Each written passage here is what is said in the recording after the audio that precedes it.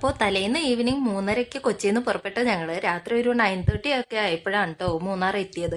അതിന്റെ റീസൺ വേറൊന്നുമല്ല, ചെറുതായിട്ട് മഴയൊക്കെ ചാറുന്നുണ്ടായതുകൊണ്ട് തന്നെ ഡ്രൈവർക്ക് ഓവർ സ്പീഡ് എടുത്ത് ഓടിക്കാൻ പറ്റുന്നില്ലായിരുന്നു. പക്ഷെ എന്നാലും ഞങ്ങൾ എല്ലാവരും നല്ല സേഫ് ആയിട്ട് തന്നെ റൂമിലെത്തി. രാത്രിയിൽ ഡിന്നറൊക്കെ കഴിച്ച് ഞങ്ങൾ റെസ്റ്റ് എടുത്തു.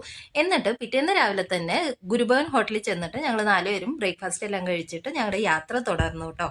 ഉത്രാടമായാലെന്ത്, ഓണമായാലെന്ത്, ഹസ്ബൻഡിന് ഡ്യൂട്ടി തന്നെ മുഖ്യം എന്ന് പറഞ്ഞ കൂട്ടത്തിൽ ആള് ഇന്നും ഞങ്ങളുടെ കൂടെ ഇല്ല, ആള് ഡ്യൂട്ടിയിലാണ്. അപ്പോൾ ഞങ്ങൾ 4 പേരും കൂടിയിട്ട് യാത്ര ഓട്ടോയിലാണ് കേട്ടോ പോകുന്നത്.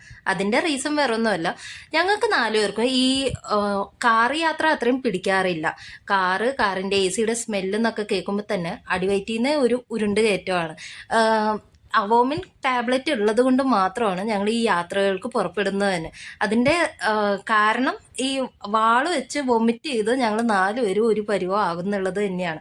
പക്ഷെ എന്നാലും ഓട്ടോയിലായതുകൊണ്ട് ഈ പ്രാവശ്യം ടാബ്ലറ്റിന്റെ ആവശ്യമൊന്നും വന്നില്ല. ഞങ്ങൾ 4 പേരും നല്ല ഹാപ്പി ആയിട്ട് തന്നെ യാത്ര തുടർന്നേ. പോകുന്ന വഴി നീളെയുള്ള ഈ പച്ചപ്പ്, ഹരിതാപം, തേയിലത്തോട്ടം ഇതെല്ലാം കാണുമ്പോൾ മനസ്സിന് എന്തൊരു കുളിർമയാ. ആദ്യമായിട്ടാണ് കേട്ടോ ഇത് ഇത്രയും ആസ്വദിക്കുന്നത്. അതിന്റെ ഒരു കാരണം ഈ ഓട്ടോ യാത്ര ആയതുകൊണ്ട് മാത്രമാണ്. എന്നെ പോലെ ഇല്ലെങ്കിൽ ഞങ്ങളെപ്പോലെയുള്ള ആരെങ്കിലും ഉണ്ടോ, അതായത് ഈ കാർ യാത്ര ഇല്ലെങ്കിൽ വൊമിറ്റ് ചെയ്യുന്ന ഒരു പ്രശ്നം കാരണം യാത്രകളൊന്നും അത്ര ആസ്വദിക്കാൻ പറ്റാത്തവരായിട്ട് ആരെങ്കിലും ഉണ്ടെങ്കിൽ ഒന്ന് കമന്റ് ചെയ്യണം കേട്ടോ.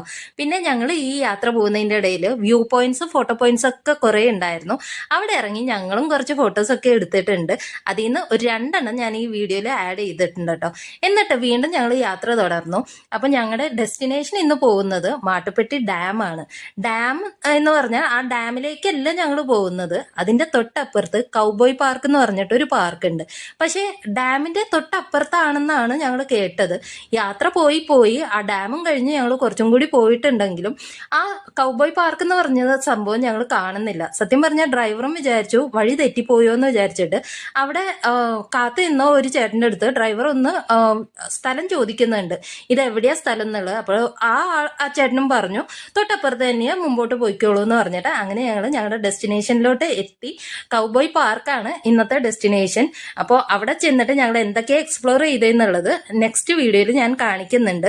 പിന്നെ അതേപോലെ തന്നെ ആരെങ്കിലും ഇതുപോലെ ഞങ്ങളെപ്പോലെയുള്ള ഈ വൊമിറ്റിംഗ് ടെൻഡൻസി ഇല്ലെങ്കിൽ യാത്രകൾ ഇഷ്ടപ്പെടുന്നവരായിട്ട് പക്ഷെ അത് അത്രയും ആസ്വദിക്കാൻ പറ്റാത്തവരായിട്ട് ആരെങ്കിലും ഉണ്ടെങ്കിൽ ഒന്ന് കമന്റ് ആയിട്ട് ഇട്ടേക്ക് കേട്ടോ. പിന്നെ അതേപോലെ തന്നെ മൂന്നാർ നിങ്ങൾ എവിടേക്കാ പോയിട്ടുള്ളത് എന്നുള്ളത് അതുകൂടി ഒന്ന് കമന്റ് ആയിട്ട് ഇട്ടേക്കണേ. Thank you. അപ്പൊ ഇന്നത്തെ വീഡിയോ ഇത്രയേ ഉള്ളൂ. നെക്സ്റ്റ് വീഡിയോ കാണാനായിട്ട് ആരും മറക്കണ്ട. അത്രയും നേരം സ്റ്റേ ട്യൂൺ. Thank you.